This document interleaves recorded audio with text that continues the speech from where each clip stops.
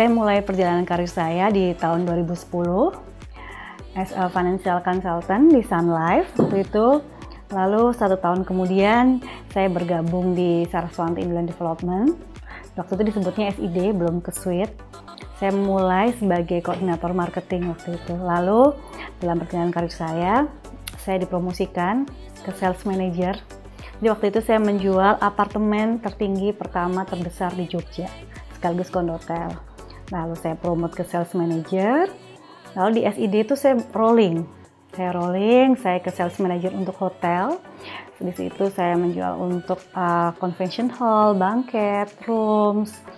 Dan dari situ juga saya kembali lagi ke holding kami, ke properti. Jadi waktu itu di kawasan saya menjual untuk apartemen kondotel lagi untuk tower yang berbeda.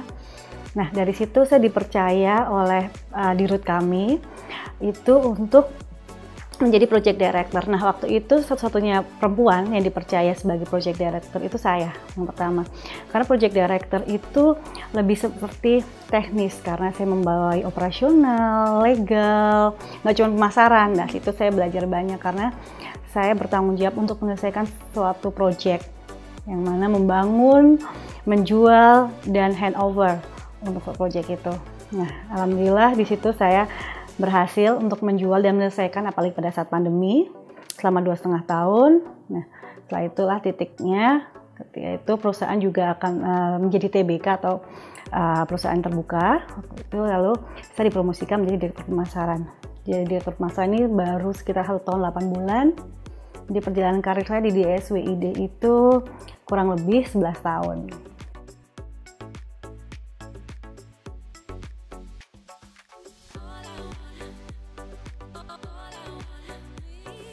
Tantangan pasti adalah dunia bisnis ini challenging, apalagi kalau basicnya penjualan tuh sudah kayak mendarah dalam saya ya. Jadi penjualan, melayani, berinteraksi dengan klien, tantangannya tuh pasti ada aja ketika kita ditolak, kita harus persuade klien, membuat strategi bagaimana ketika pasar itu turun. Dan tantangan terberat pasti dialami hampir semua pebisnis dan pelaku bisnis itu adalah pada saat pandemi. Itu challenging-nya. Jadi baik itu terasa di hospitality, di hotel, dan pekerjaan saya pada saat itu penjualan di apartemen. Kami bisa kami lalui sih, dan kami berhasil menyelesaikannya. Jadi waktu itu saya selaku project director, saya harus bagaimana caranya menyelesaikan project itu. Dan saya di-challenge oleh Pak Dirut saya harus membangun 473 unit tanpa hutang di bank. Padahal pada saat itu pandemi. Jadi waktu itu saya dengan atas izin manajemen saya membuat pricing strategi. Saya menjual di lantai tertentu. Saya membuat iklan bahwa saat ini saat yang tepat untuk berinvestasi. Harga memang agak saya bedakan, istilahnya saya lebih rendahkan, tapi harus cash. Kenapa? Kami butuh cash flow, kami perusahaan swasta. Dalam pembangunan kami harus ada cash flow masuk, cash flow in. Nah disitulah saya berperan minta untuk tim sales untuk bagaimana caranya menjual unit. Dan waktu itu pun kami juga harus mensupport hotel karena hotel tutup selama 3 bulan. Nggak ada tamu, nggak ada mobilitas. Nah itulah challenging-nya di situ. Iya, dan waktu itu challenging-nya saya sebagai project director karena saya harus mengikuti peraturan pemerintah. Jadi ada pembatasan jumlah pekerja. Tidak waktu sebelumnya 150 pekerja, kami harus membatasi karena maksimal 30% dan 50% bertahap. Nah itu jadi waktu itu kami buat strategi untuk pekerja atau istilahnya tukangnya di situ itu tidak boleh pulang. Jadi kami buatkan mes. Jadi benar-benar mereka pagi sampai malam di situ, tapi kami berikan benefit juga. Jadi disitulah hal-hal yang challenging sekali sih. Operational cost harus efisien dan pembangunan harus sesuai spesifikasi dan tepat waktu. Tapi di situ kemampuan kami teruji. Bukan saya sendiri, tapi pastinya teamwork saya. Karena kami terus membuat iklan, ads juga bahwa ini saat yang tepat karena pada saat setelah pandemi kan dan terbukti harganya juga terus tinggi dan kami melihat sasaran yang pas. Kami tetap melihat dokter sebagai target market kami. Mereka penghasilannya tidak terpengaruh ketika pandemi. Nah itu, jadi kami tetap membuat presentasi-presentasi ke dokter-dokter tersebut dengan harga-harga khusus dan terjual. Ya, tough sih.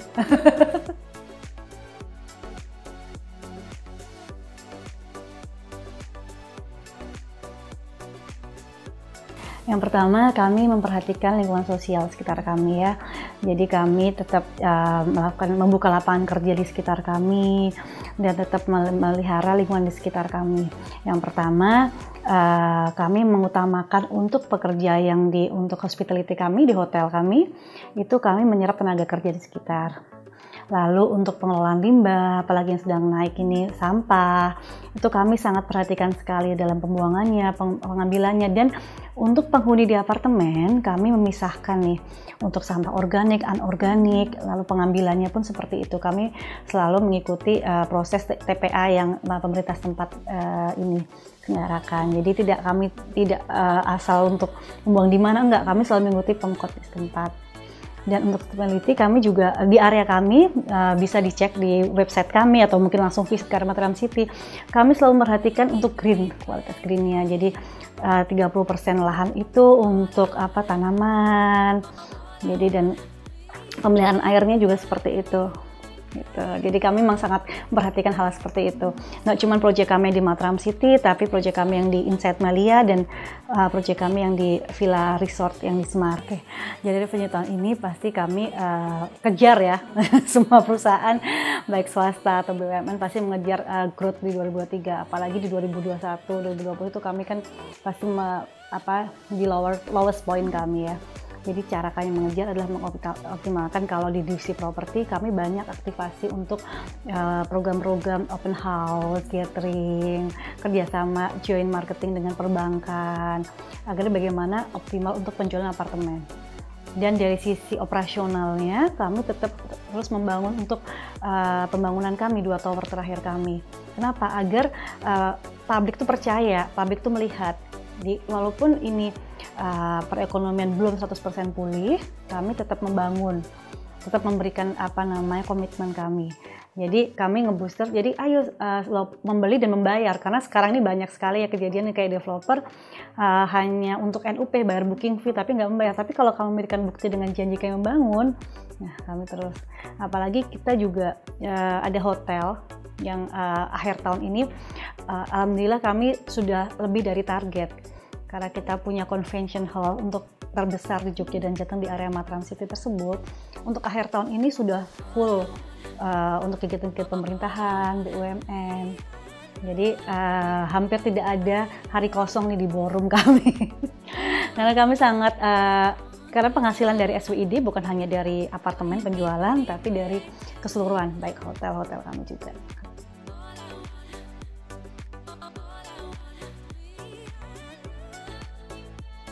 Kan saya basically dari sales ya. Sales itu orang lapangan. Jadi saya berusaha menempatkan ke teman-teman, saya ini bukan bos, saya ini pemimpin. Jadi saya berusaha untuk selalu terjun ke dalam setiap strategi yang saya buat.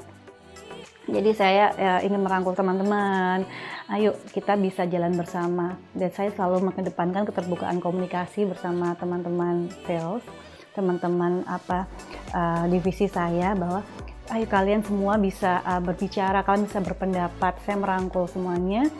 Jadi saran-saran mereka pun saya dengarkan.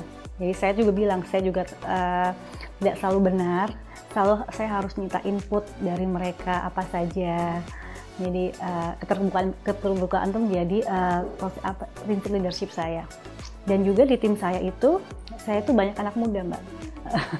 Saya banyak anak-anak Gen Z ya istilahnya sekarang ya.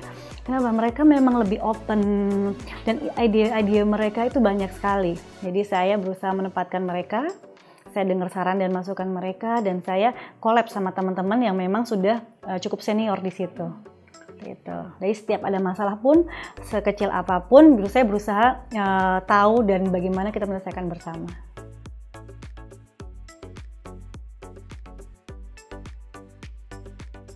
Kalau kami selalu update ya, jadi karena tadi saya sempat cerita, kita ini kan punya tim anak muda. Jadi saya itu kan, market saya ini anak muda nih Mbak. 60% penghuni di apartemen itu anak muda, walaupun yang belikan orang tuanya ya, mereka tapi memang influence orang tuanya. Jadi saya harus update kepada high tech itu tersebut. Nah, di apartemen kami yang terbaru, Tower Arjuna, kami klaim sebagai apartemen zaman metaverse pertama. Itu termasuk langkah-langkah kami, strategi kami untuk high tech tersebut. Nah, apa saja sih untuk melengkapi metaverse? Kan nggak cuma kita klaim aja ya, apa aja. Untuk unitnya kami ada IoT, jadi kami melengkapi dengan Google Home semua untuk unitnya. Lalu kami juga ada kelengkapannya di semua area unit kami, di kawasan kami barusan launching one click service.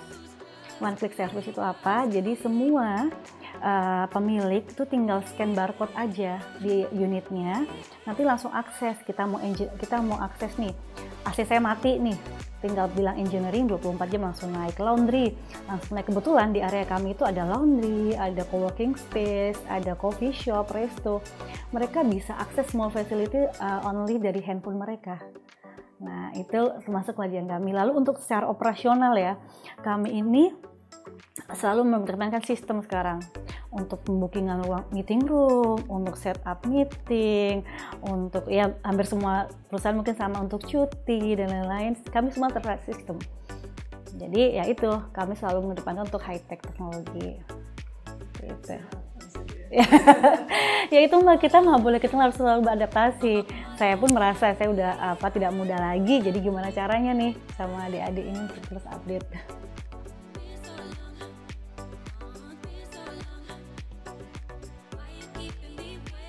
Sales marketing itu harus tough.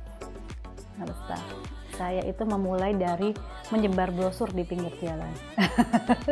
Jadi itu pelajaran yang memang saya dapatkan ketika kita ditolak sama orang, ketika kita bertemu orang, kita tuh harus siap dan ready untuk harus berbicara apa.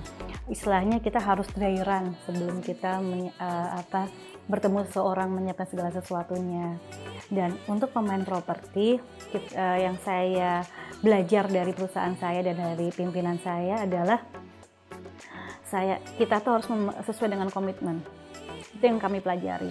Jadi dari owner group kami pun menyampaikan ketika kita sudah berjanji akan sesuatu, itu yang belum pernah saya melihat miss di situ. Saya berjanji nih menyelesaikan proyek selama 3,5 tahun. Ya kami akan berusaha. Apabila kami miss dari situ, kami akan melakukan pemberitahuan. Kita mendeliver suatu produk, kita kan harus mendeliver all complete. Kita harus mendeliverkan, kalau proyek kami itu harus sertifikatnya, unitnya, spesifikasinya. Nah, itulah yang harus diberikan sesuai dengan komitmen. Itu yang saya pelajarin dari kantor saya, dari pimpinan saya, dari owner group saya. Kita harus bekerja, harus sesuai dengan komitmen kita. Itu jadi long term trust-nya. Jangan sampai, saya pernah sekali itu saya ditegur sama owner dan jadi pelajaran saya ketika saya memberikan iklan nih, harga apartemen dari 3 jutaan. Orang pas itu biasa bahasa marketing, tapi owner saya, nggak bisa, kamu harus lihat itu angsuran dari 3 jutaan. Jangan cuma 3 juta dapat apartemen. Sebenarnya itu menurut saya, oh iya ya. Jadi beliau itu sangat memperhatikan apakah harga saya tidak terlalu mahal, sesuai dengan spesifikasi. Nah, itu yang membuat perjalanan kami itu masih dipercaya terus. Gitu. Dan banyak sekali klien-klien saya yang repeat tanpa beliau tanya nih speknya apa, karena sudah ada bukti-bukti sebelumnya. Gitu. Dan kami keluar sertifikat pertama waktu itu. Gitu. Iya, kami kan ingin secara nasional lebih bagus. Jadi kami nggak ingin bermain di pasar Jogja Jateng aja. Jadi kami harus terus memberikan komitmen seperti senior-senior kami.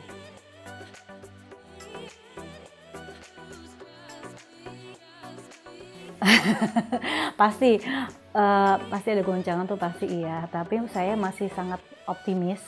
Pertama dengan jumlah penduduk Indonesia 270 juta manusia. Lalu karakter kita yang masih family itu 2-3 orang. Jadi itu bagus buat kami sektor properti karena masih akan cari tempat tinggal. Dan orang masih akan cari lahan, cari aset untuk terus punya aset. Dan apalagi saat ini sudah tinggi sekali ya orang sadar akan investasi. Mereka harus punya aset atau untuk mereka sendiri atau diwariskan. Nah, itu saya melihat properti dalam 20-30 tahun ke depan tuh masih sangat bagus.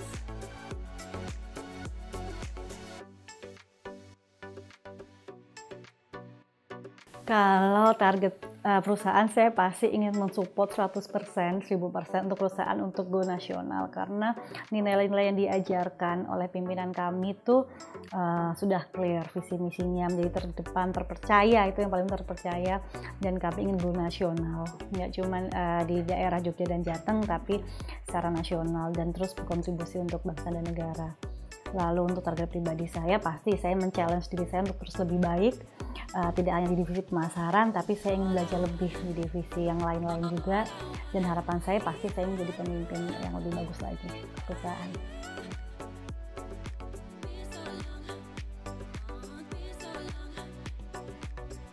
Ada. Saya selalu melihat, kebetulan yang merekrut saya langsung adalah Pak Direktur Utama saya, Pak Bogat Agus Riono. Beliau selaku Direktur Utama, saya melihat beliau sebagai mentor buat saya. Beliau keras, nggak cuma sama saya, tapi juga seluruh karyawan, tapi beliau memberikan teladan yang bagus, bahwa kerja keras, efisiensi, dedikasi itu menjadi utama. Jadi beliau mengajarkan kepada saya, penghasilan tidak usah dipikirkan, ketika prestasi kamu sudah bagus, penghasilan itu akan mengikuti. Nah, itu yang selalu saya pegang dan saya terapkan kepada teman-teman. Kamu harus selalu berambisi untuk lebih bagus, bukan berambisi untuk mendapatkan benefit yang lebih bagus, karena itu akan mengikuti, dan nama kamu akan selalu dilihat di pasar, istilahnya ya, itu akan bagus terus gitu.